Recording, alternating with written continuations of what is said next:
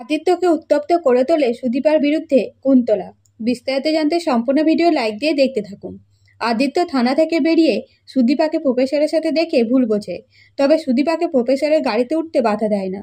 এরপরে সুদীপা ঘরে আসতেই আদিত্যের বাবা সুদীপাকে খারাপ খারাপ কথা বলে, এমনকি সুদীপার চরিত্র সম্পর্কে খারাপ খারাপ কথা বলে।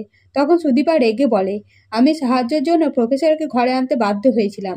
আমি প্রথমে মিস্টার চৌধুরীকে ফোন করেছিলাম, উনি ফোনটা রিসিভ করেননি, তাই বাইরে বেরিয়ে প্রফেসরকে দেখে সাহায্যের জন্য ভেতরে এনেছিলাম।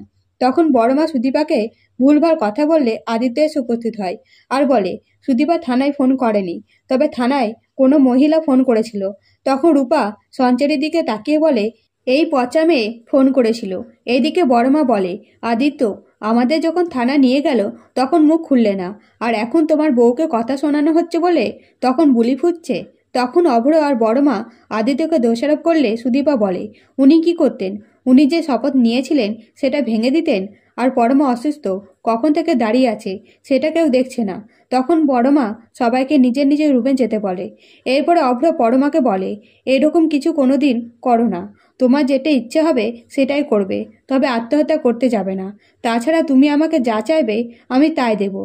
তখন পরমা বলে, আমি মুক্তি চাই, মুক্তি দেবে? এই কথা শুনে অভ্র ভেঙে পড়ে। তাও বলে, ঠিক আছে, আমি তোমাকে মুক্তি দেব, তবে আমাদের অসম্মান হবে এরকম কোনো কাজ করো না।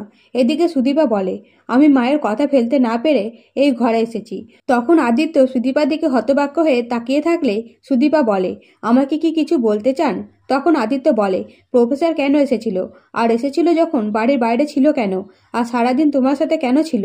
তখন সুদীপা রেগে গিয়ে বলে, আমি কার সাথে থাকছি, কার সাথে বাড়ি ফিরছি, আপনার তাতে কি? আর আমাকে এসব প্রশ্ন কেন করছেন? তখন আদিত্য বলে, কারণ আমি তোমার স্বামী। তখন সুদীপা বলে, সেটা বাইরের লোকের সামনে, আমি আপনাকে কোনো উত্তর দেব না।